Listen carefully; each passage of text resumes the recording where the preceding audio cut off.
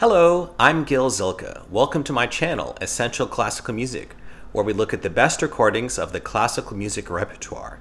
This video is taken out of my larger video on the major solo piano works. I hope you enjoy it. Now we come to another one of the giants of piano composition, Frédéric Chopin. What can you say about Chopin?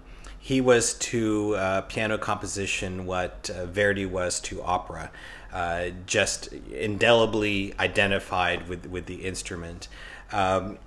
It's interesting, Chopin was born within just a couple of years of Mendelssohn, of Schumann, of Liszt. Even Wagner was born not long after. So they were all contemporaries in this sort of romantic revolution that followed Beethoven, who, of course, himself was sort of the dawn of romanticism. But these composers fed off that and really took it to another level.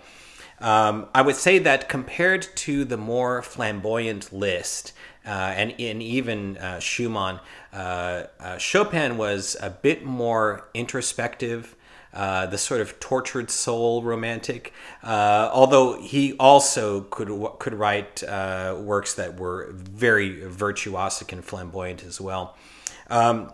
He wrote these sort of different styles that I'll go through alphabetically to make it easier. So I'll start with the Ballades. There were 4 of these, and they each last a little bit under 10 minutes on average. And basically the Ballades were like stories, fairly dramatic, although poetic as well. One of the most famous is the first one, which is very poignant and dramatic, ends in a flurry. If you saw the movie The Pianist, you might remember the scene at the end when he's hiding and he's discovered by this German officer who kind of says, Jude, play me something. And he plays him this piece, the first ballade, and it obviously makes an impression on him, and he decides to keep feeding him and basically kept him alive at the end of the war. And then the third is also really popular. It's a really positive, charming work. For the Ballades, my top choice is the pianist that I'm not too surprisingly going to come to again and again for Chopin, and that's Arthur Rubinstein. He was about as identified with Chopin as Chopin was with the piano. Rubinstein was the gentleman, the aristocrat of pianists, and he had this wonderful, elegant gracefulness to him that sort of fit Chopin very well. And you hear those qualities in the Ballades. This recording is from 1959, very good stereo. And yeah, it's very elegant and graceful and masterly in the interpretation. Very, very strong playing, wonderful fingerwork, and so it's a great way to get to know the Ballades. A few other versions I'll also mention. One is from 1987, Christian Zimmermann. Zimmermann plays these with a beautiful tone. It's a very intimate interpretation, very romantic. It really brings out the dramatic elements, the different dynamics. So that's also a very strong version. And then we have pianist who's not always necessarily that identified with Chopin. We think of him more in terms of the classical repertoire. And that's Murray Pariah. This is a recording from 1994. But Pariah was such an intelligent musician. He brought all that grace and the beautiful touch, and he married that to excellent fingerwork as well in this recording. Just a beautiful version of the Ballades. And then finally, I want to mention another pianist who was really identified with romantic repertoire, and particularly Chopin, and that's Alfred Cortot. These recordings come from 1929. Courteau was very much the consummate romantic spirit. He famously could sometimes be a little bit sloppy, but he that might have been due a lot to just that when he was recorded, a little bit later in life. But in this recording, he's incredibly virtuosic and dramatic, and he also has that ease of spontaneity and freedom. Chopin really fit him like a glove, and in these pieces he just brings out this character that you're not going to want to miss. The sound, fairly dim, a little bit noisy with the hiss, but it's the interpretations that you're going to want to hear. So now let's move alphabetically to the next set of works, the Études. Now, Études are studies, and they're often technically difficult, and certainly that's the case with Chopin. It's some of his most virtuosic works, some of the most virtuosic works that exist. There are two sets of 12, the Opus 10 and the Opus 25. Probably the most famous one is the last one in the Opus 10, the Revolutionary Etude. I'm not even going to try to sing it for you. It goes so fast, but it's, well, the main tune actually, you can, after you have the flurry of arpeggio, it's da-dum, da-dum, ba-bum, ba-bum, bum, ba-dum, ba-dum, and then it's just going crazy. It's really wonderful dramatic work, as is the last piece in the Opus 25 set as well. That one is also really going up and down and very, very exciting. But both sets also have their softer pieces as well. Like, for example, number 3, Tristesse, in the Opus 10 set is this beautiful mellow piece. So there are shifting moods in these two sets of Études. And my top choice for this is this very famous version from 1972 with Maurizio Pollini, who was one of those pianists who, like I was talking about with his Beethoven late sonatas, just incredibly skilled, just immaculate. He had incredible clarity, incredible dexterity, incredible finger work. He could just about play anything. And he also played it with very strong tone, but then he also had the sensibility in the softer sections, all for, the nuance and the beauty. He was really just born to play these works. We're so lucky to have this recording. It's a very dramatic, just a wonderful set. There are a couple of others I do want to mention, though, from the back in the mono age. One is from Alfred Cortot. This is from 1929, I believe. Oh no, actually the early 30s. And Cortot brought that imagination, that creativity, and he is very dramatic too. He just throws himself into these pieces. So this is one that you're also not going to want to miss, as is this one from 1928, Wilhelm Backhaus. Backhaus is very fiery and dramatic, just incredible fingerwork, virtuosity. It's just really off the charts. Really just one of those pianists who it seemed like he could do anything. And this recording, it's a little bit noisy with the hiss. It's from 1928, but the playing is just so strong that this is really a wonderful recording of the Études. Next, let's talk about the Impromptus. Impromptus are sort of freestyle works that can kind of be anything. They're sort of short to medium length works. There are 4 of these. They tend to be a little bit more on the gentle side until you get to the last one, the most famous one, Fantasy Impromptu. This one is very, very dramatic, but also has its poetic side as well. And for this, my top recommendation is from that consummate romantic Claudio Arrau. This recording comes from 1980, so it's a very good sound. And Arrau brings that romantic sensibility. It's very beautiful legato, beautiful tone, beautifully smooth, and very powerful. So that is an excellent version. I also want to recommend Rubinstein, his 1964 recording. A little bit more elegant and graceful, and impeccable interpretation of the fantasy impromptu, the way he varies the moods between the dramatic and the more softer sections. And then I also have to recommend, again, Alfred Cortot from the early 30s. These works are tailor-made for his sense of spontaneity and freedom and imagination. Really dramatic fantasy impromptu, and fairly clear recording too for its time. So I wouldn't want to be without that. Next, let's talk about the Mazurkas. These are works that are sort of spread throughout his life. They tend to be on the shorter side. Mazurka is a Polish dance. It's fairly elegant. The early ones tend to be fairly charming. For example, Opus 7, number 1 is a very famous one. And then as you go along and get later, they can even be a little bit more introspective, even on the melancholy side. Opus 63, number 3 is really beautiful. And for these, I recommend, again, Rubinstein.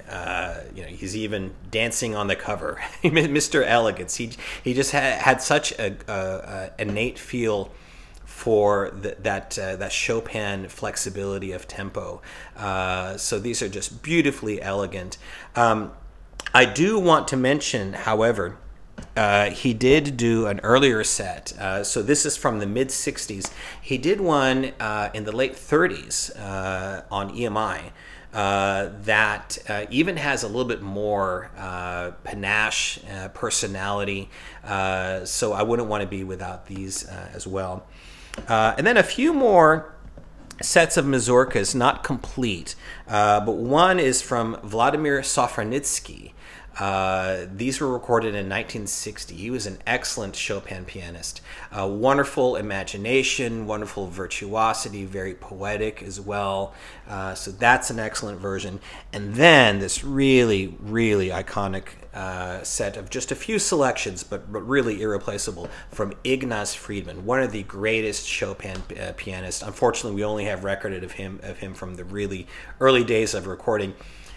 These come from the early 30s, and they're just gorgeous. He just had this really romantic soul and spirit. That he plays these with just this consummate feel for the rhythmic inflection and the color and the shaping. If you love Chopin, you really should seek out Ignaz Friedman recordings. I wish there were more of them, but it's really wonderful. Next, we come to one of the most popular of all Chopin music genres, types, and that's the Nocturnes. Nocturne is, like the title suggests, it's for the evening, so it's more contemplative, softer, gentle, very melodic. There's the very first one, Opus 9, number 1. Dee da dee da dee da din dun dun dun dee da dee da din dun. Really beautiful. The very next one, Opus 9, number 2. Bum bum ba bum bum bum bum bum bum bum bum bum bum bum. So very lyrical, melodic, and gentle. I tend to recommend these as the first works that you should listen to if you're sampling Chopin, and the recording that I recommend is maybe the iconic Chopin recording of all time, and that's again Arthur Rubinstein, his stereo 1965 recording. He did record it 3 times, and they're all wonderful.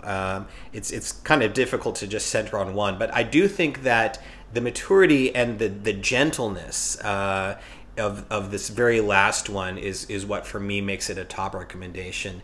He just brought everything to it: the gentleness, the elegance, the grace, the color. the control of dynamics is just incredible. Just an iconic set, and one that all lovers of piano music should seek out. And then also, I would say his 30s recordings are also worth hearing. They are not as relaxed as the later ones, but they're very insightful. This EMI box is coupled with the concertos. There's different ways of collecting these. I think now they all come in like one single box.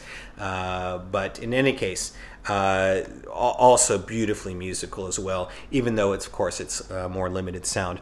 Now, one that is much newer from the mid-90s that I must recommend is this one from Maria João Pires.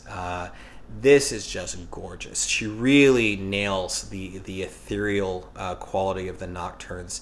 A little bit more extended often in the tempos. Very beautiful, delicate touch, beautiful tone. Listen, for example, to the 8th Nocturne, Opus 27, number 2, one of the most popular ones. It's like da dee dum ba dum. Bum bum bum ba ba ba ba ba ba bum bum, and she just really does it gorgeously. So wonderful version as well.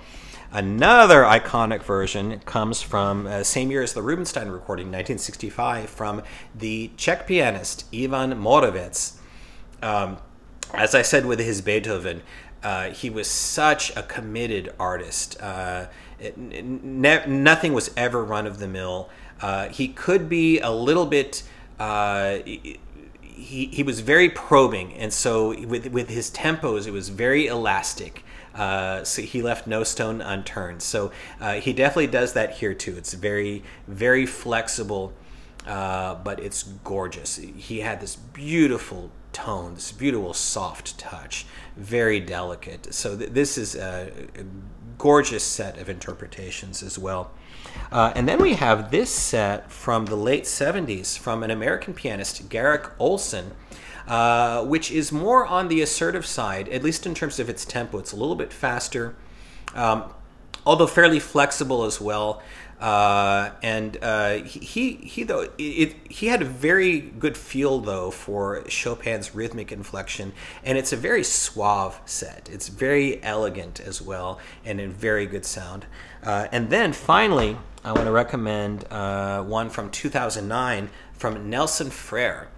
Obviously excellent sound, very sumptuous, a very beautiful tone, and he had a very good feel for the romantic inflection as well. Very wonderful imagination, a good feel for the sort of nocturnal mood, nice coloring and shaping, so very good modern version. And then finally, I have to go back to Ignaz Friedman again, just to mention this one nocturne, Opus 55, number 2, recorded in 1936. Just an incredible interpretation, really captivating and beautiful. Again, another example of something that these romantic spirits from long ago who just seem to have Chopin in their bones. This is a really iconic example of that. One that if you can't get the disc, at least find it on YouTube somewhere. It's really wonderful Chopin playing, despite the limited sound. All right, next we come to the Polonaises. The Polonaises are also dance works, but they're a little bit longer compared to, like, say, the Mazurkas, and they have a typical kind of quick repeating rhythm to them. The two most famous are the third one, Opus 40, number 1, which is the military, which goes bum ba bum ba ba ba ba ba bum ba bum ba rum bum bum ba bum ba ba ba ba ba bum ba bum, and then number 6, which is kind of similar. It's like bum ba bum ba ba bum ba bum ba ba ba ba ba ba ba ba ba bum bum bum bum bum bum bum bum. So you get that feel. It's kind of they're kind of more patriotic and very exciting. And for these, I recommend as my first choice once again Arthur Rubinstein, but this time slightly younger Rubinstein. These come from 1950 and 51. When you find him in slightly more virtuosic form, very assertive, as well as wonderfully musical and excellent judgment with regard to Chopin. I will say, however, that once again, I do have to go to the earlier versions. These come from 1934. Here, he's even in more virtuosic form. These are almost volcanic in their power. So I would say listen to both of these. For the sound quality, certainly I would favor the 1950 version. You do also get, with Rubinstein, the Andante Spianato e Grand Polonaise, which is a work that is both very graceful and also very powerful and exciting. And then before I leave the Polonaises, I want to mention a newer recording from 2013. This is from a Polish pianist named Rafał Blechacz, I hope I'm pronouncing that correctly, who has a wonderful feel for Chopin, in addition to having very good virtuosity and beautiful tone, sumptuously recorded. So if you do want a newer sounding version, you can't go wrong with this. And next we come to the Preludes. Now this is really one of Chopin's greatest works. For one thing, there's a variety of moods. It's a lot of them are very difficult. It really gives the performer a lot of expressive leeway between the dramatic and the soft. Two of the most famous ones are number 4. Bum, ba, bum, bum, bum. It's really sad. I have this image of Snoopy crying as Schroeder plays it on the piano. I may be thinking of something else, but I think that was maybe the first time I was introduced to that one. And then the Raindrop Prelude, number 15. That's one of the most beautiful single works that Chopin ever wrote. It goes... Bim ba bum bum bum bum bum ba bum bum bum bum bum ba dum. Incidentally, I wish I could play these on the piano. One thing is I'm really not in practice, and second of all, my piano needs tuning. But anyways, I'm trying to sing them so you get an idea of what they sound like. But anyway, so these preludes, there's 24 of them. Like a lot of these composers, Chopin was a fan of Bach's well-tempered clavier. He knew them by heart. Just like Bach, he did all the preludes in a different key. He actually finished the preludes while he was in the island of Majorca, along with George Sand. He was trying to get away from the Paris weather. But it's also, as a contiguous set, it's one of his more ambitious works. A lot of his other, like for example the Nocturnes, those are split up, different opus numbers, the Mazurkas certainly. But this set of preludes is actually a long set of pieces that are all stitched together. So really one of, I'd say next to the Nocturnes, if I was introducing someone to Chopin, I would then turn them to the Preludes. And my top choice for the Preludes is this recording, coupled with the Impromptus by Claudio Arrau. This comes from 1973, very good Philips sound. And Arrau, he brought that flexibility, that romantic temperament, but then there was also this kind of soothing bedrock of that beautiful legato tone that he had as well. So it combines the elements of beauty, of powerful sound, a delicate touch as well. And Arrau was always a thinking musician with a probing mind, and for the preludes, which are so dynamic and have such a variety of moods, it's really a great way to get to know them. I also want to recommend this recording from Ivan Morovitz. Again, one of those probing artists who could display a variety of moods. And this is such an impassioned performance, very committed, from the most powerful moments to the most delicate, a really ingenious conception artistically. He did do it about a decade earlier, and that was recorded in VAI, which is also very good, a little bit clearer sound. But I think this is slightly the more impassioned, committed performance. He even does a little bit of the Glenn Gould thing. There's a little bit of noise, a little bit of humming, a little bit lighter than Gould does. But you know, that goes to show what an artist he was. It's just a really wonderful set. As is this set from the French pianist Jean-Marie Daré. This comes from 1965. And it's both very powerful as well as poetically delicate. Everything is very felt. You can tell that this is a piece that really meant a lot to her, this set of works. And it's really a powerful interpretation as well. As is this famous one from the 70s with Martha Argerich. This is one of those iconic versions. She had the incredible virtuosity, the wonderful tone that's very well recorded. It's a little bit more on the assertive side, I would say. She doesn't linger as much as, say, someone like a Rao would. Very strong, very powerful. And then we have this newer one, again from the younger Polish pianist Rafał Blechatz. This is from 2007. And this one really marries the strong, powerful virtuosity with a poetic sensibility as well. Very nuanced in the lighter sections, and obviously very good sound. And then we have, coupled with the Nocturnes that I mentioned earlier, from the American pianist Garrick Olson, this set from 1974. Olson, a little bit more straightforward, very clear. You hear everything very clearly, so a lot of the dissonances come across very clearly in this recording.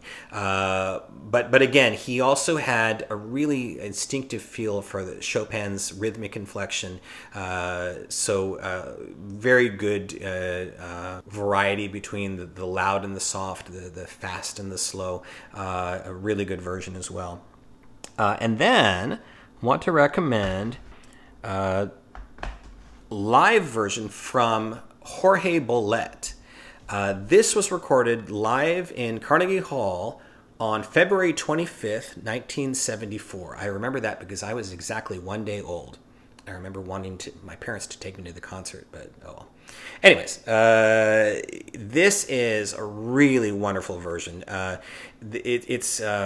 It's recorded live, so it's a little bit distant, the sound, maybe just a little bit of audience noise, but not too bad.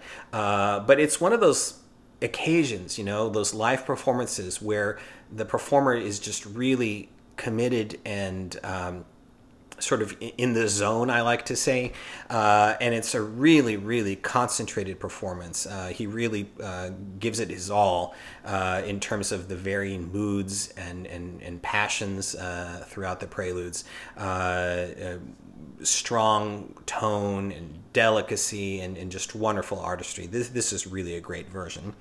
Going back a little further, actually a lot further, to 1948, we have Benno Moisowitz, another one of those consummate romantic pianists, and he brings that to these works.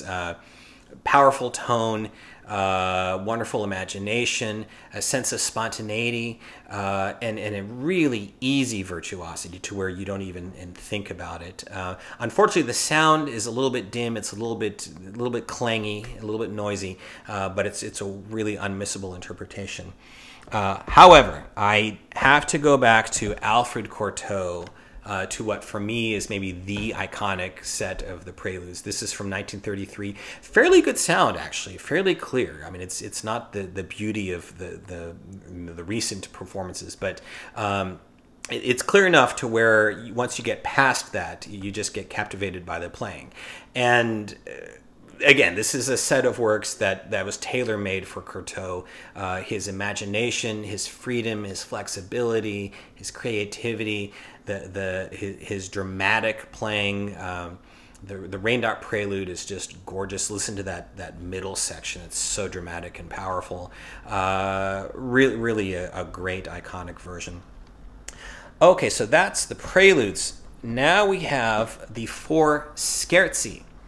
Now the Scherzi, these pieces, these are sort of more dramatic, flamboyant. They're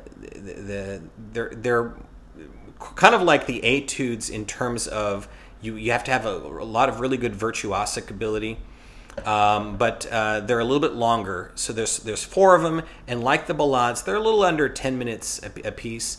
Number 2 is really fantastic. It's real dramatic. It's like bum bum bum bum bum bum. It kind of comes out of nowhere.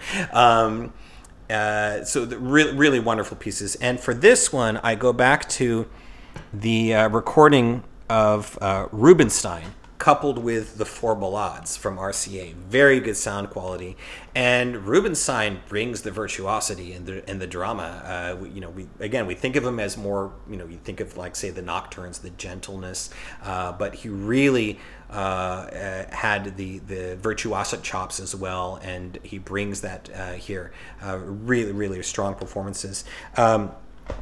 I, again, want to mention his earlier recordings. These come from 1932, and as you would expect, there's even more of that sort of volcanic quality to his playing. I would say, though, that the later recordings, there's a maturity to them to where it doesn't really yield much in terms of the power and virtuosity. So I still would consider this a supplement, but you're going to want it anyways because you've got the Polonaises, the Mazurkas, and it's Rubinstein, it's Chopin. You're always going to want that combination. Okay, so now we come to his piano sonatas. He wrote 3 of them, and I'm only going to discuss the 2 that are the most popular and really 2 of the greatest of the entire genre, numbers 2 and 3. Number 2 starts out very frantically, and then you have the famous 3rd movement, the Funeral March. Dun dun da dun ding da dun da dun da dun, which is very obviously dramatic and fodder for pianists to kind of show their stuff in terms of their both their power and their flair for the dramatic. And then you have this interesting finale, which is this kooky little finale that lasts barely a minute. And then Sonata number 3 is a wonderful sonata. It has this fantasia-like opening movement, and then, like number 2, you have the shorter scherzo, a beautiful 3rd movement, slow movement, and then especially the last movement is just wonderfully crafted. It's like boom, boom, boom, boom, boom, boom, boom, boom, boom, boom, boom, and then it's like shifting tonality. It's really an exciting, wonderful movement. For the sonatas, my first recommendation is, drumroll, Arthur Rubinstein. Again, I just have to go with Rubinstein here. This is, again, his stereo recording, 1961, and he's just so masterly in these works. He has the virtuosic chops, he has the sense of architecture for the drama, and then also just the beautiful nuance that he shows. For example, there's this beautiful theme that shows up in the middle of the Funeral March movement that he just does so beautifully and poignantly. The 3rd sonata also, he does a wonderful job with the slow movement in that one. So that's my top choice, but these are really incredible works, and there are a lot of other versions you're going to want. But first, I want to mention that coupled with these 2 sonatas, you also have in this disc 3 kind of shorter works that are sort of free agents. They show up in various recitals in different places, but here you have them all 3 collected together. So they are the Barcarolle, which is this beautifully elegant piece. The barcarolle is the songs of the Venetian gondoliers, so it's very elegant. And then you also have the Berceuse, which is also like it's actually a lullaby. It's got this lilting bass line. And these cute little variations above that. A very, very sweet piece. And then you have the Fantasy in F minor, which is a more dynamic work, more of a dramatic work. And that's really wonderful as well. And all of these excellent interpretations from Rubinstein. I'd say, if you want to collect them together, you also have his earlier versions on EMI.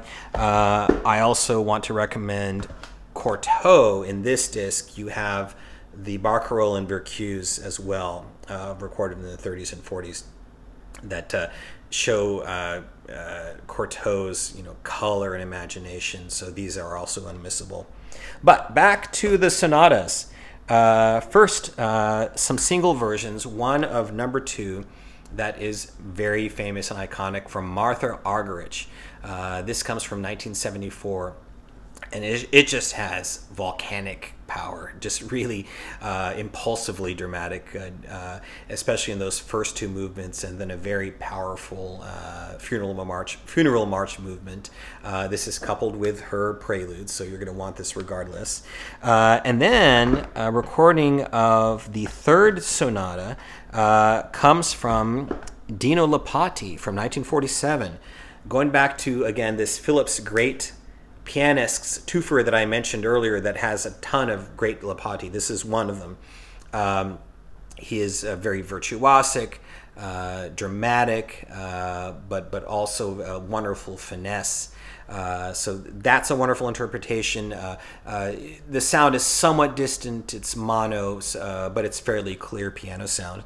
And then we have this disc, if I can find it here, of the tragically short-lived William Capell, the American pianist who lost his life at the age of 31 in a plane crash. And what a loss it was, because you listen to this and you hear the incredibly powerful sonority, the amazing virtuosity, but then also a keen musical mind. He really just brought it all. And these are fantastic recordings. Unfortunately, the sound is not very good even for its time. This was recorded in the early 50s. Number 2 was actually recorded live, and it's particularly kind of noisy. But they're really irreplaceable performances. Listen to the power of the Funeral March, for example, and also what he does with that little finale. Just really, really wonderful. However, we have a few more to go. This is one of the classics of classics among all solo piano recordings. The recording of Sonata Number 2 with Sergei Rachmaninoff, recorded in 1930. Just incredible power. Those massive hands he had. Listen to the Funeral March is just insane. When that main theme repeats again, it's just really overpowering. And then that final little movement is almost diabolical, the way he plays it. It's just incredible power. He had that composer's mind, so a wonderful interpretation as well. And just one that you got to hear. It is very old. There's a little bit of hiss, but a really wonderful interpretation.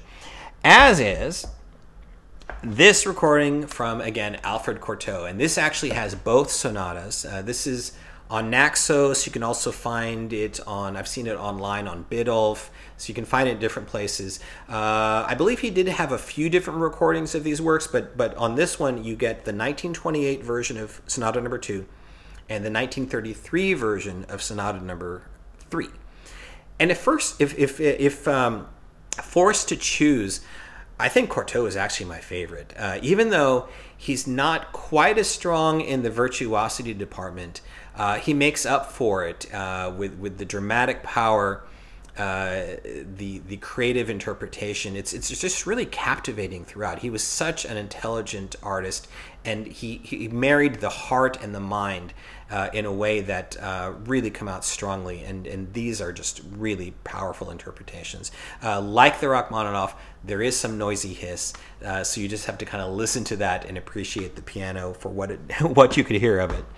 And then finally, we come to the waltzes, which may be Chopin's most accessible set of works. They're just the epitome of charm. A lot of them are just so instantly recognizable. Like there's the Opus 18. And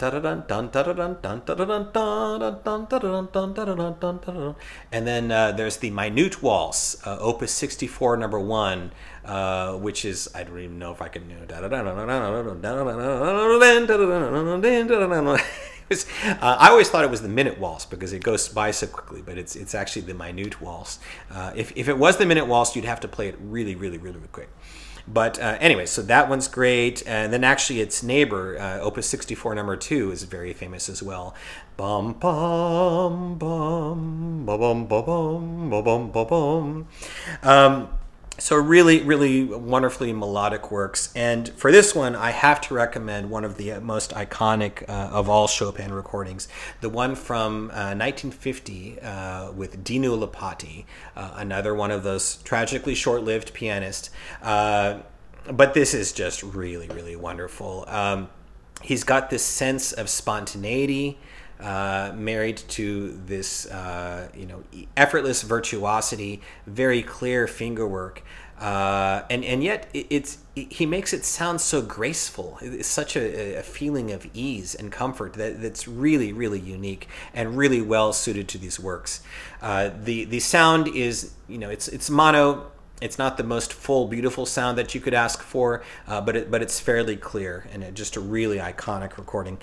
If you do want to hear it in better sound, we do have this recording from Arthur Rubinstein. Again, Mr. Elegance. If you have a Chopin dance work, who could it call? Arthur Rubinstein. He brings his elegance, his wonderful feeling for the rhythmic inflection, just beautiful renditions, very well recorded in 1964. And then finally, before we leave Chopin, I want to mention a collection from one of my favorite pianists, one of the greatest pianists of the 20th century, Solomon. These come from the 30s and 40s, and they were issued on Testament. And the sound is actually not that bad. You hear not just the clarity of the piano, but you hear the colors and the tones, which with Solomon, you definitely want to hear that. For example, there's the Nocturne, Opus 27, number 2, which he just does gorgeously. It's just so caressing. And you really don't think about the sound quality after a while. Same with the lovely lullaby, the Bacchus. But he also had the power as well. He has a wonderful Ballade number 4 in this collection. A bunch of the Études. So if you're thinking about sampling one of these age-old collections of different Chopin works, along with, of course, let's not forget Ignaz Friedman. I also recommend this collection from Solomon. Thanks for watching. I wish you all a great day and happy listening.